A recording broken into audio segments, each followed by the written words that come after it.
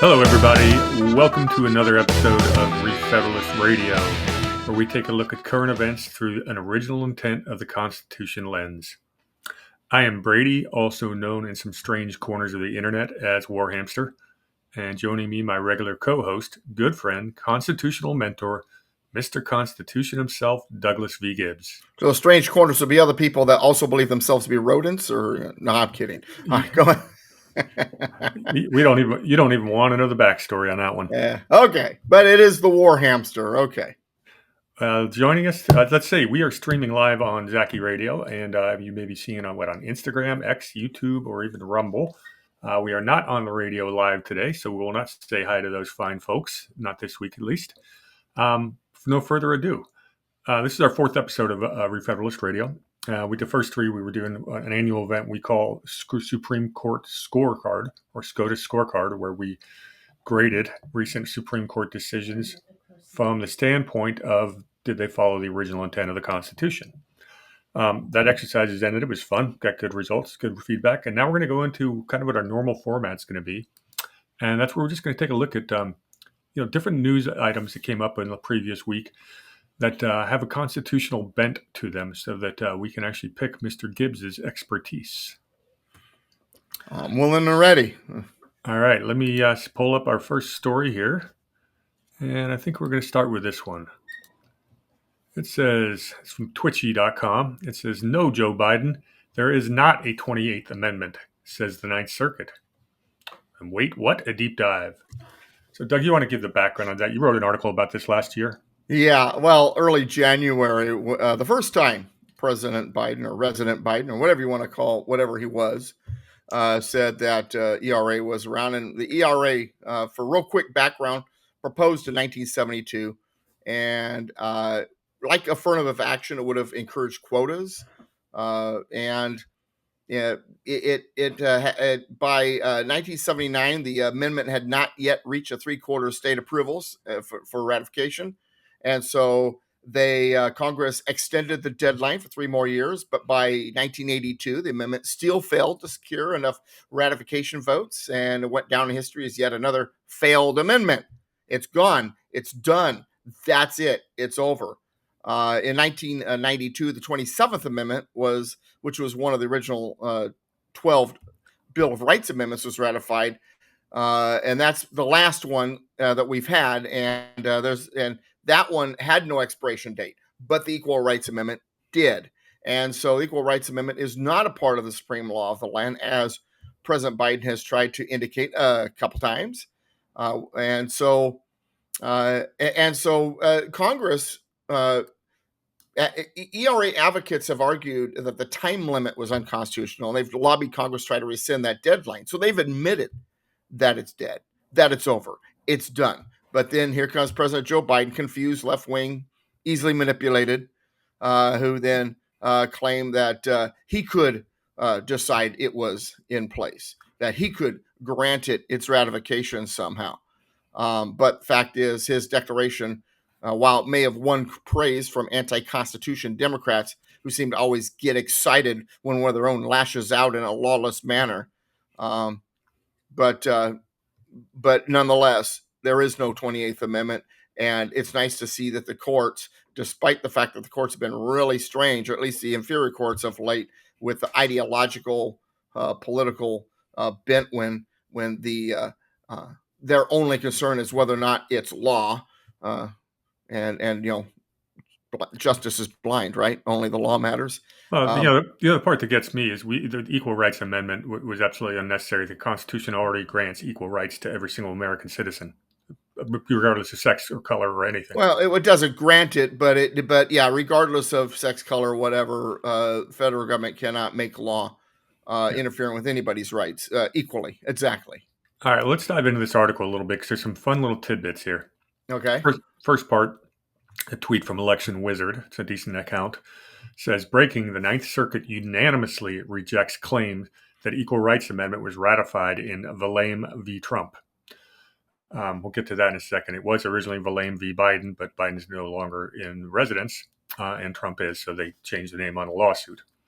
The court upholds male-only draft registration, dealing a major blow to the feminist movement.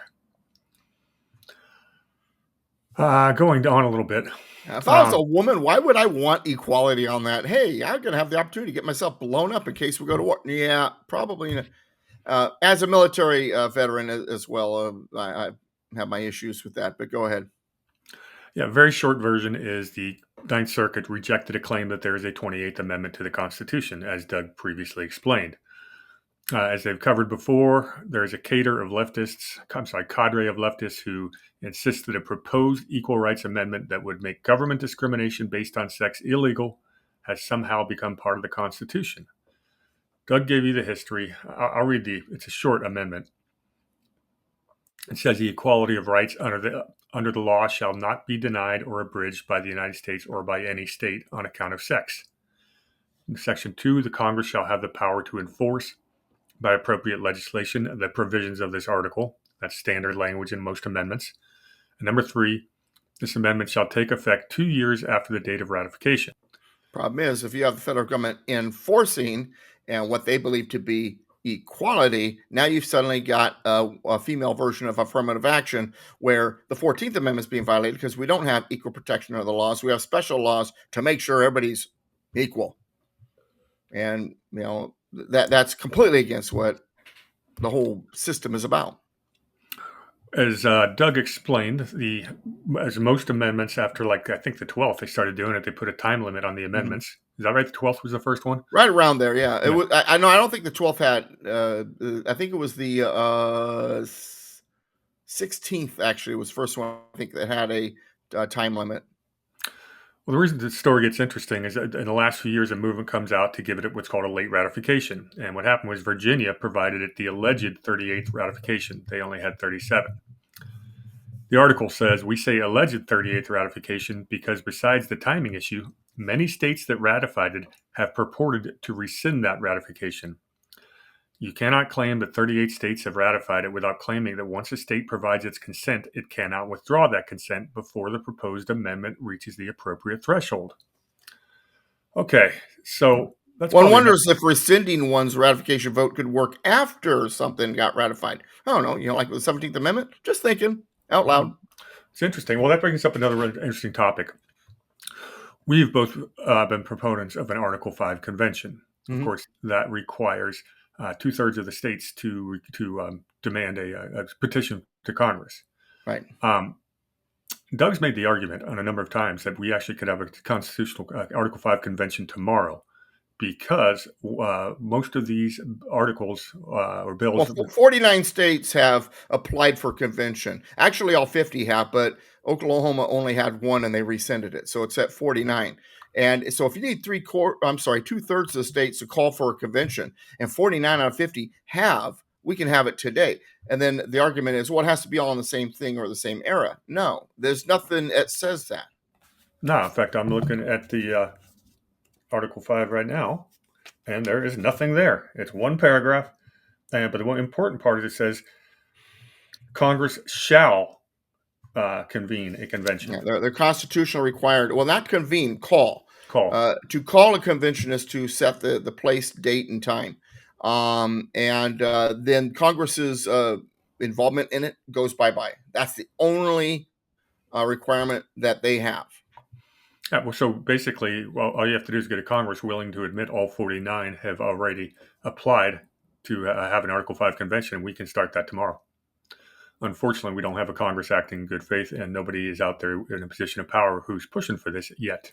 And 90% of the people out there either don't know what an Article 5 convention is, or they've been fed information that's not accurate about it. Yeah, and that's true. Even some of the organizations pushing forward have made the argument, you can have a convention on just a single topic. No, you can't. Once you convene, everything is on the table, and that's fine. For those who are afraid of the quote-unquote runaway convention, well, that's what Philadelphia was in 1787. That was a runaway convention. And it was a long, meticulous debate on what it should be. It was a long and meticulous campaign to get it ratified. This was not just a knee-jerk, something that happened fast. Well, as Alexander Hamilton argues in Federalist Paper number 85, that the fact that it takes the ratification, 3/4 ratification by the states, is the failsafe. Yes, everything's on the table. Yes, there could be all kinds of proposals. First of all, 2/3 of those there have to agree to the proposal, and then when it goes out, 3/4 states have to agree to it. That's a pretty strong threshold, and that is according to Alexander Hamilton, the failsafe against rewriting the Constitution or the Constitution being damaged because of a quote unquote convention. Yeah, and it really only takes 13 states to say no, and you can't have the one everyone is afraid of the most is they're going to change the Second Amendment or take it away. There are more than 13 states that are just going to laugh that one off the table, so it's not even worth proposing. Although someone probably would. And that brings us back to the ERA. The ERA went through the process where Congress proposed it, and in the language, a time limit was put on 7 years. Then, in the language, after that expired, they amended it, and both times it didn't get enough ratification votes in time. Therefore, it's dead, and that's it. It's over. I question the legality of that amendment. I think once Congress puts an amendment out there, I question whether they can be able to extend that time period. I know that was fought pretty hard at the time, but we may see that relitigated again in our lifetimes. We shall see. Perhaps. Well, and the big deal here is not whether or not there should be equality for anybody. When it comes to under the law, we already have that, as Warhamster pointed out earlier. And secondly, when you start picking particular groups on something like this, then you wind up with affirmative action kind of thing, where special laws or special policies are put in place to help that group along because they're now a favored group. And what happens is then you're violating the 14th Amendment, which says, well, everybody's equal under the law. And the idea behind that, of course, is to make sure that those who are disadvantaged and previously enslaved or something like that have the opportunity to meet that same equal with everybody else. But what happens when you take it too far and you start giving them special attention, special programs? Are you not then going against the 14th Amendment, equal protection against the other group, the majority group? And so, if it goes one way, it's got to be able to go to the other when it comes to equal protection. Yeah, agreed. It's an important topic. Why is the Article 5 Convention something we hit on so often? Well, we talked about in a show we did earlier today as we're reviewing Madison's notes, which you can see on my Rumble channel. If you just go to Rumble War Space Hamster, that's already up there. We're reviewing Madison's notes from the Philadelphia Convention of 1787. And one of the things we talked about today is, and the founding fathers, I think Ben Franklin's one that brought this up, is it is the nature of the federal government to keep expanding its powers. It has a voracious appetite. And we really only have one mechanism to reel in an out of control federal government, and that is an Article 5 convention. Thinking that Congress is going to rein itself in is naive. Exactly. And it's been over 200 years, and we have never used the one tool that the founders gave us to keep the federal government in check. That's why we now have the biggest government in the history of the universe, or at least on Earth.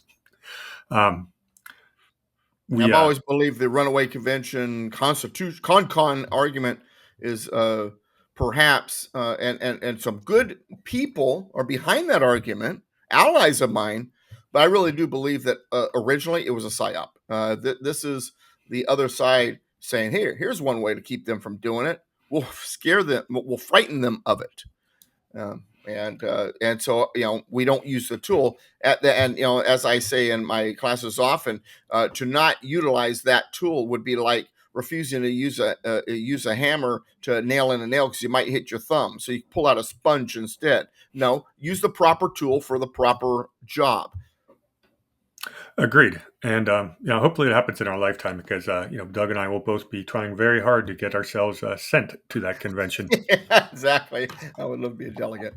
Oh, yeah. That would be my life. My life would be fulfilled if I could be there. Okay, let's move on to the next story. Okay, this is an article in Red State, an excellent daily. Caught my attention. I serve in the United States Navy. I'm the child of a United States Marine. And so this is near and dear. And so pay attention, folks. This is an interesting one. All right. The title of the article is called "The Case for a Constitutional Training Culture in the Military." What? They don't have that already? Yeah, no. You'd think. This is written by a guy by the name of Chase Spears, who apparently is like a 20-year military veteran, and he does a pretty good job in this article. I'm just going to read the first couple paragraphs, and we'll get into the meat of it. In quotes, "I'm not loyal to a president. I'm supporting and defending the Constitution." This line has become a rhetorical fixture in the growing protest movement embedded within a military culture. I was reminded of it again by recent social media posts, some made by people registering their complaints against Trump administration policies while wearing military uniforms. There are but two of many such examples that came across my screen over the last few weeks, representing a broader trend: veterans cloaking partisan political activism in the credibility of the uniform. Doug, when you were in the military, what was the regulation on wearing the uniform for political activity? Well, you couldn't because your political opinion is your own, and when you're wearing the uniform, you're representing the United States military. So you could not divulge any political opinion while in uniform. Now, that said, what you do on your personal time was your personal time, as long as you didn't do it in the name of your service. Yeah, I remember, but back during the COVID lockdowns, we went up to Los Angeles a few times to do some protests. About the vaccine mandates for the police departments up there, because they are not allowed to take part in a protest themselves. So it's pretty similar across any type of military, paramilitary organization. The uniform is got a purpose, and it is not for your personal opinions. And mind you, something interesting. I was in the military in the 80s, and my commander-in-chief was Ronald Reagan. And even at that time, we weren't getting constitutional training. Okay, next paragraph is interesting. This behavior isn't spontaneous. It was modeled from above, top down. Consider General Mark Milley's public defense of introducing Marxist doctrine into the ranks under the banner of open intellectual inquiry, and his braggadocio undermining of the civilian chain of command. We saw another clear example from Lieutenant Colonel Alexander Vindman's performance during impeachment proceedings against President Trump, in which the U.S. Army officer used the military uniform and rank to veil his partisan antagonism as constitutionally principled service to the nation. Never forget that. It's a debacle. Such actions have helped solidify a now common tactic, using vague appeals to defend the Constitution as a partisan bludgeon. This phrase, "I solemnly swear or affirm to support and defend the Constitution of the United States," has taken on distorted meanings in this context and is increasingly weaponized for political theater rather than solemn service. Any comments? Not so far. Keep going. Okay, it says every member of the military has sworn an oath to the nation since the Continental Army's creation in 1775. Wording to specify allegiance to the U.S. Constitution was added in 1789 and has remained in all versions of military oaths of enlistment and commissioning since. This tradition sets our military apart from many others around the world, where loyalty is often tied to a ruler or a regime. The American oath binds service members to a set of ideals and structures greater than any one administration. At least that's the way it's supposed to be. All right, I'm going to skip down a little bit.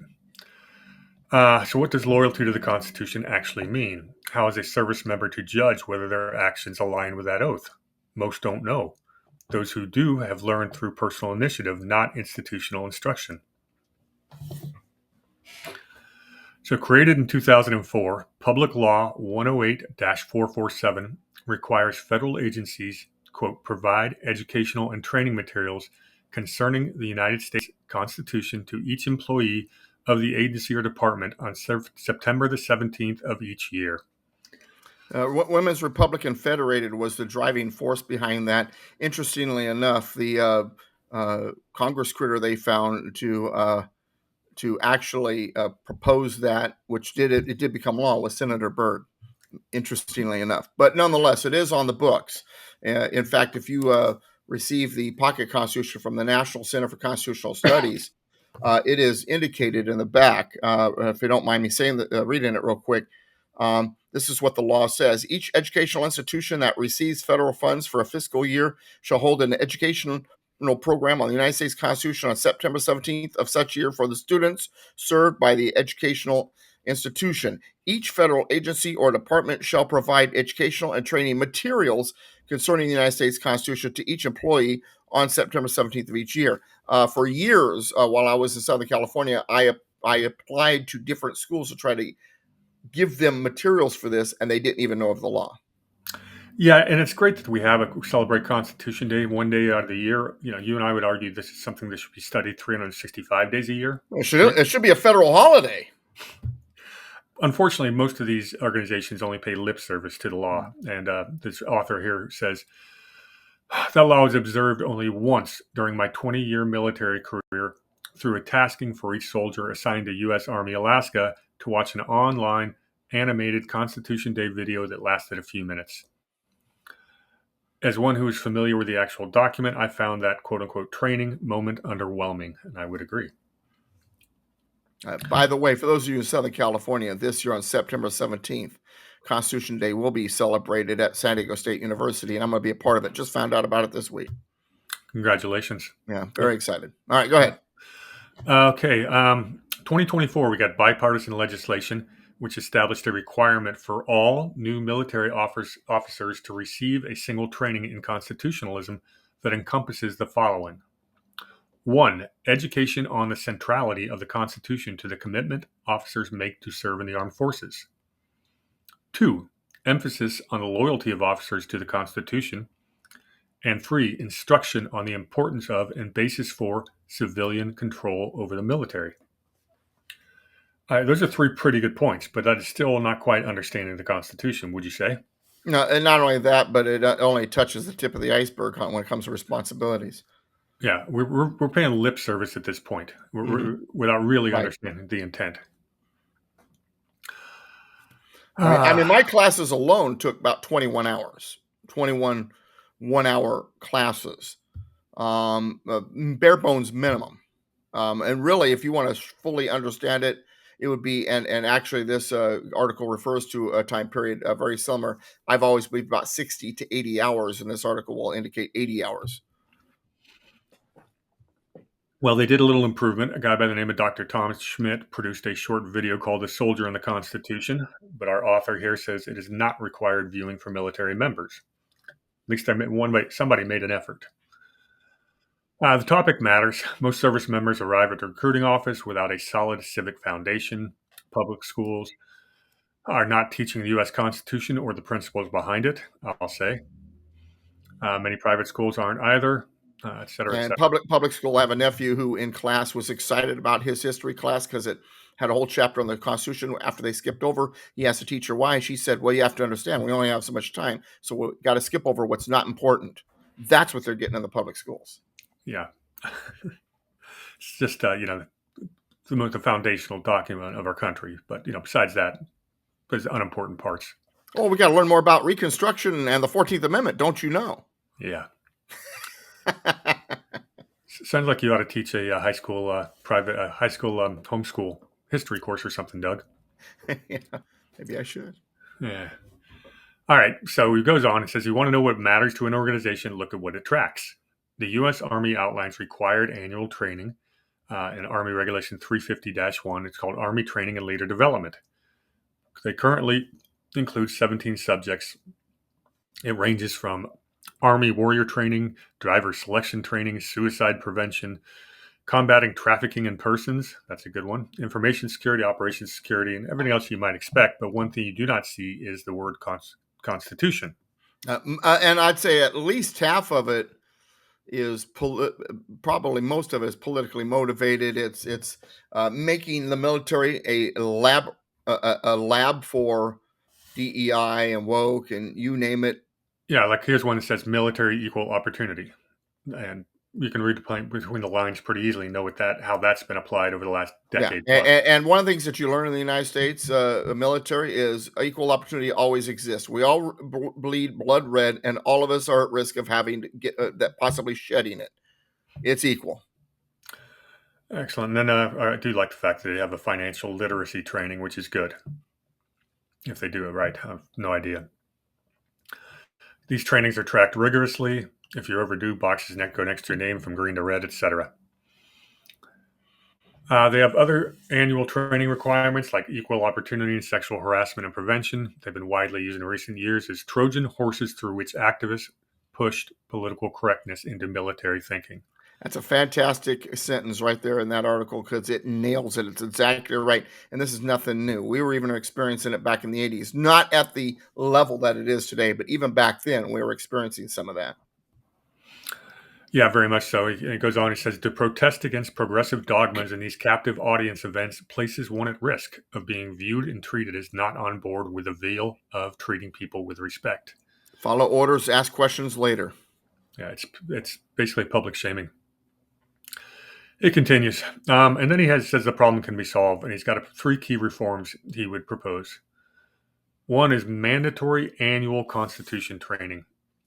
And he says the White House recently mandated an 80-hour Constitution and rule of law course for executive branch employees, capped by a 2-day in-person session. The military can follow suit by requiring holistic annual Constitution training for every military member. 80 hours seem like a lot to you, Doug? No. About right. And on that list of 3, which I'm sure you're going to read, the National Constitutional Center is the one that's at the top of my list. Yeah. He talks about there's numerous free, reputable programs that already exist to support this effort. Doug just talked about the National Constitution Center's Constitution 101 course. Mm-hmm. And by the way, the people behind that are the same people brought you. We're talking about Skousen here, Cleon Skousen, the Naked Communist and 2000-Year Leap. So good stuff. Second one they list is the American Bar Association's their Civics Education Series for military members. I'm not usually a fan of the work of the ABA, but I have not read this particular this course. But I'm starting to wonder if it's the finer points of John Marshall's attitude towards the Constitution. But then again, we'll see. Yeah, you know what? I'll dive into that if we may have to do a show. if there's enough in there to correct, we'll do a show on it, people. Yeah, you can always tell the kind of person you're visiting in their house if you walk into their library and the book that they've got out front is about John Marshall. Doesn't happen too often, but yeah. No, it's happened to me twice. I'm like, okay, I understand this person real well. For those who don't know, John Marshall was one of the early Supreme Court justices, and he's the one who gave us the ruling on Marbury versus Madison, a ruling he should have had to recuse himself from, and that basically put the concept of judicial review into his stone. Judicial opinion, he put it in there, yeah. And he would be the Chief Justice of the Supreme Court for 35 years, ruled it with an iron thumb. He was a tyrant, and he pretty much shaped the judiciary for the better part of a century until Joseph Story would come along and do even better. When you say iron thumb, you mean like a crushing thumb where it's like, Yeah. Not a good guy. The last one here is the Hillsdale College Constitution 101, The Meaning and History of the Constitution, which is an outstanding document. I think you would probably even give them a B+ or an A- in the job they did, Doug. Okay. I interviewed, his name's escaping me now, the president of Hillsdale College on my radio show one time, and there were a couple of key things that we didn't necessarily see eye to eye on. So I'm curious. I've always been... I've always supported Hillsdale, but because of that disagreement with the president of Hillsdale College, and once again, name's escaping me. But all right, the other 2 suggestions our author has is required pocket constitutions. I mean, like this right here. Yeah. Oh, yeah. Yours looks familiar. All right, go ahead. I still drive around with a stack. That's by the way, National Center for Constitutional Education. All right. And the third one is the memorization of founding principles. And this is worth reading. It says, in the Army, you're required to know the soldier's creed and Army song by heart, ready to recite from memory on command. Promotion boards evaluate enlisted soldiers on their ability to recite these and other military codes. Why not include selections from the Constitution or the Declaration of Independence? Hear, hear. I wanted to, when I read that part, I wanted just to cheer. I loved it. Go ahead. Well, that's pretty much it for this, unless you want to do any final copies. I think it's great. Well, here's the thing. Here's the thing about the military, though, and I don't think this article goes into this as much as it ought to. When you're in the United States military, your job is to support and defend and fight for the principles in the Constitution. But those principles don't apply to you in the military. Your Constitution is a uniform code of military justice. Could you imagine if someone in boot camp said, wait a second, I got freedom of speech?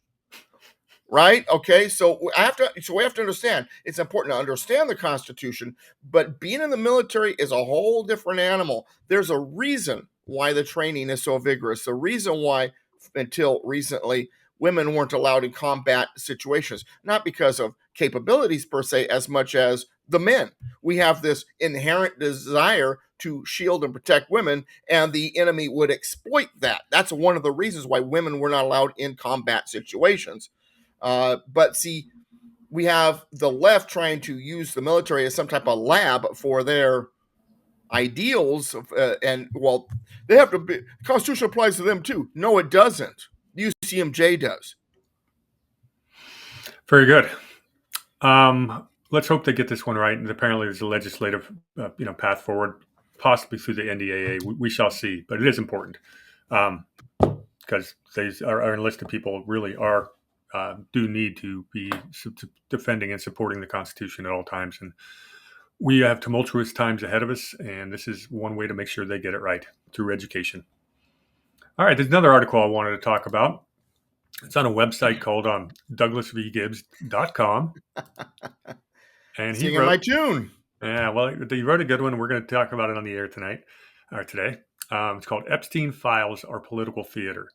Now, Doug and I have only talked about this topic a little bit, but we're mostly in agreement. And I just want to give one bit of background to something I've been talking about that he doesn't have in the article, and then I'll have him just basically map out his arguments for why it's political theater. I personally did not think that, first of all, everyone thinks everything that Epstein's accused of doing is absolutely disgusting and he should be punished. If there's prominent people, whether it be political or business interests, that were engaging in this pedophilic acts, then I'd like to see them punished as well. And I think the American public really wants to see this happen. That being said, Pam Bondi handled this really poorly from the get-go. She didn't know what was in the files that were on her desk. And I think as they started digging through it, they found that there may be some traps laid in there. Why do you really expect the likes of James Comey to have actually investigated this stuff? They've had years and years to alter or delete anything they wanted to. 4 years under the Biden, if there was anything that was damaging the Trump, they could have done. But the main reason, I don't think there was going to be much in those files is if an investigation was never done, you're just not going to have a trail. And I go back to how Jeffrey Epstein got his start. And that was in the 1980s after failing out as a school teacher at the age of 22. Without a college degree, he gets a job with Bear Stearns, does that for 6 years, and somehow finds himself being basically an international financial matchmaker for deals that countries and organizations can't get done without somebody who knows some people, little handshake deals that are outside the eyes of the public. That's what Epstein was doing. His first big deal was he was helping facilitate the money transfers for the Saudi arms dealer Adnan Khashoggi, who was basically selling, weapons to the Iranians through the Israelis, so the money could be laundered back to the Contras in Nicaragua. That helps illuminate my understanding of why he was in certain circles. This is important. This is good. Mm-hmm.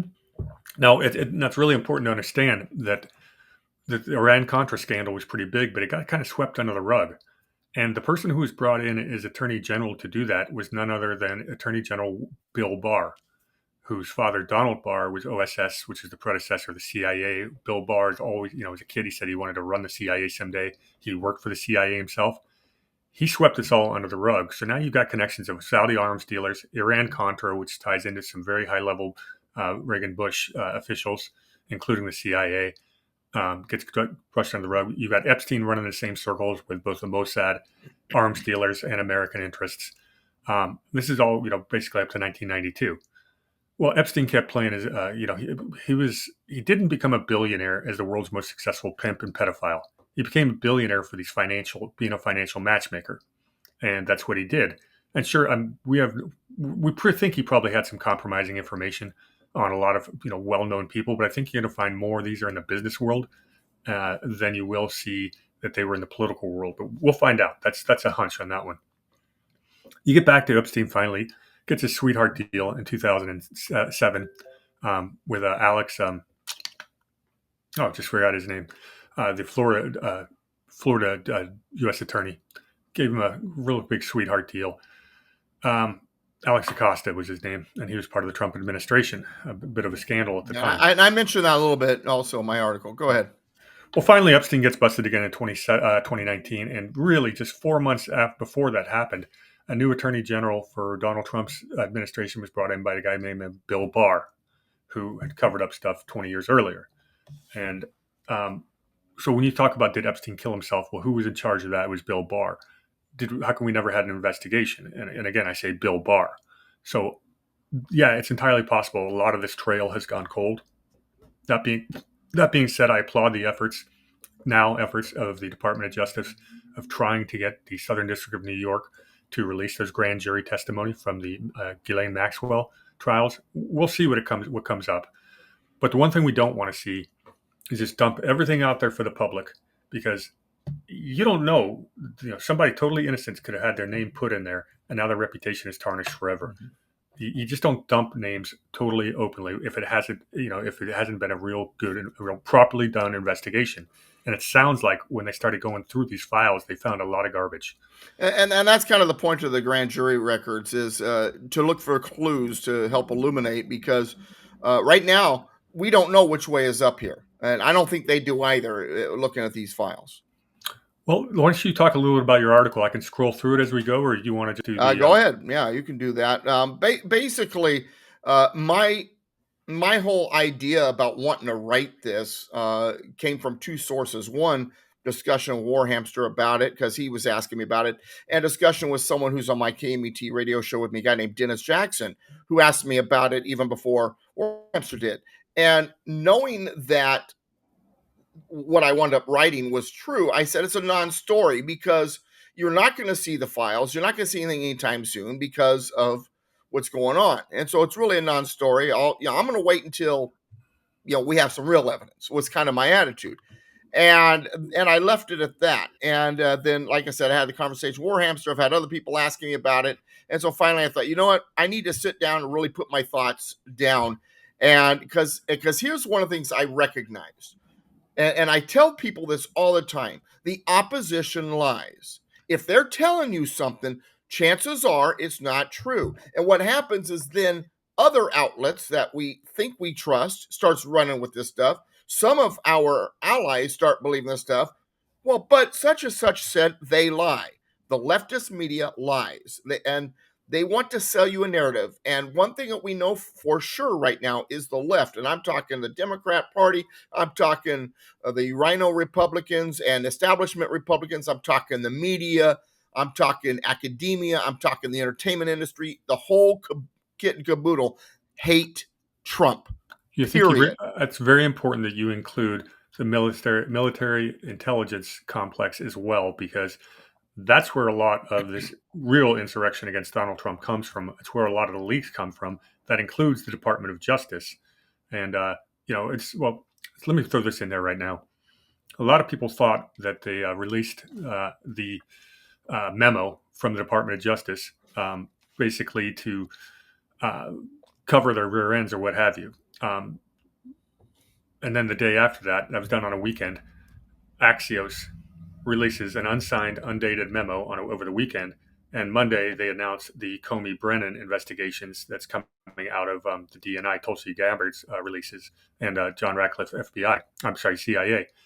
Well, what actually, they're saying they're trying to use one to cover up for the other. Well, what actually I think happened is Ratcliffe on Friday, the Friday previous, announced that he's going to be bringing, declassifying some damning documents about the RussiaGate origins. Mm-hmm. Over the weekend, somebody leaks to Axios, hardly a right-wing publicity, an unsigned, undated memo that may have been written, and it's been acknowledged that it's accurate, but they didn't mean to release it, and they certainly would have done it just to Axios. Axios is one of the places you go to leak something that the administration doesn't want.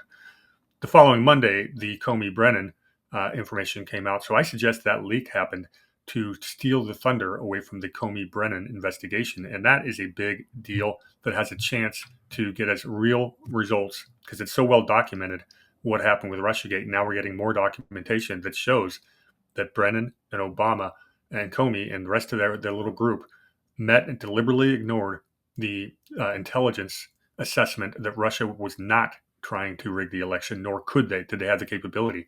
They disregarded their own intelligence to write a brand new one. It's called ICA, an intelligence something, whatever amendment.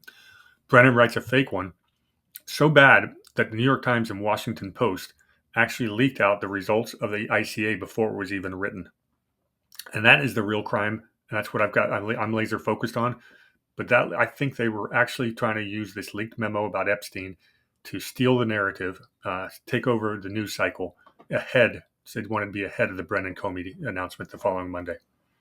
And at the center of the left's battlefield is an idea that used in revolutions, used in tyranny, divide and conquer.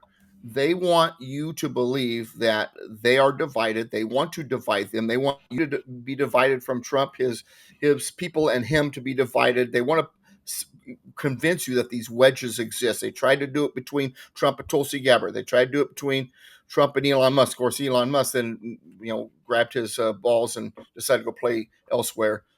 Maybe that was a bad double entendre there, but nonetheless, and that's what they want. And that's all this is. It's an attempt to they want you to believe that Pam Bondi and Trump is at odds, and Kash Patel and Dan Bongino is storming out mad, and it's all a fabrication. This is what they do. This is how they try to divide and conquer. And and while there are going to be some, and I've got allies in my own circles, and there's a particular thread that both Warhamster and I are members of that have like 15 people on it, where there's been some grumblings about, Trump might, are they hiding something, blah, blah, blah. That's what they want. And that does exist a little bit, but overall the MAGA base isn't buying it. Yeah. CNN was out with a clip a couple days ago where the guy's up there, live pointing out, looking at Trump's approval ratings. And he says, look, he's up 2 points in the Republicans since his memo about Epstein came out there. And they were stunned. They were surprised on the air. But if CNN's polls are showing that, you can believe that. Yeah, there was a 1 week glitch, or where he drove down about 5 points among likely Republicans. That has since bounced back, and a lot of that has to do with so many other victories as part of his agenda. He's just, I made a list of like 17 things of his campaign promises, and like 14 of them have already checked him off, and some of the others are just incomplete. They haven't happened yet. And well, the CNN poll, you're right, went up 2 points from between the time of right before Epstein and right now, the Epstein Bondi deal. And the QPAC poll has gone up 3% from 87%. And this is among Republicans, 87% to 90%.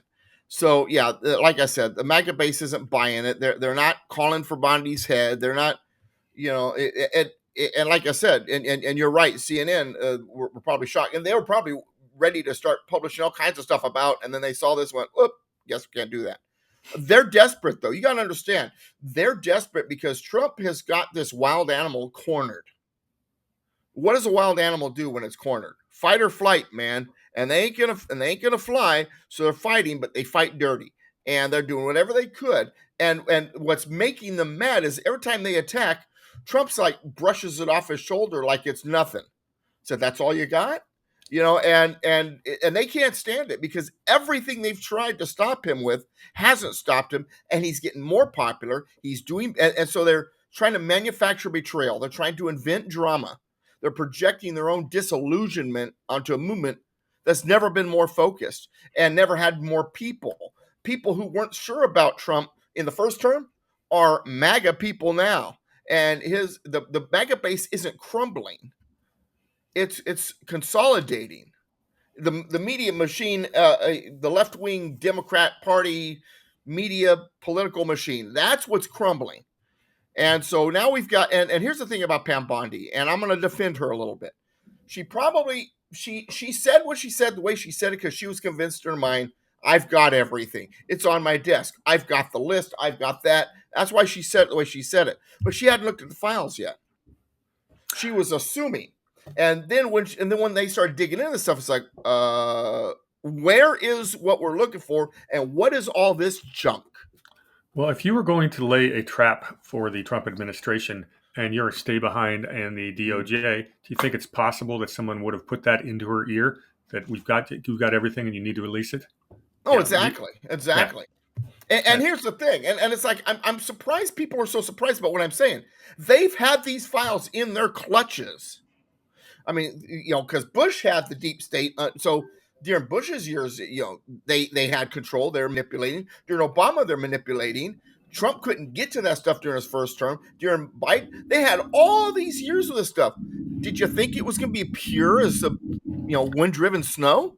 Yeah, so we got to wrap it up here in a couple of minutes here to stay on our normal timeline. But I guess the takeaway here is not that the Epstein stuff doesn't matter. It's that we can't really trust some of the stuff that's coming out. It needs to be really well vetted. If we get some real tangible information, we'll be talking about it.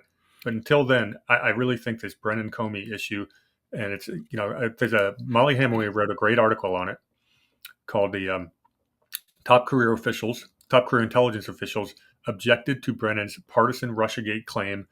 Brennan overruled him. And the gist of the article is exactly what I said. The CIA professionals had made a key judgment in January 2017. The dispute was over, quote unquote, key judgment over whether Russia interfered with the election. John Brennan ignored career intelligence officials and made up his own narrative for political purposes. That is, and trying to overthrow a president of the United States. Obama was in on it.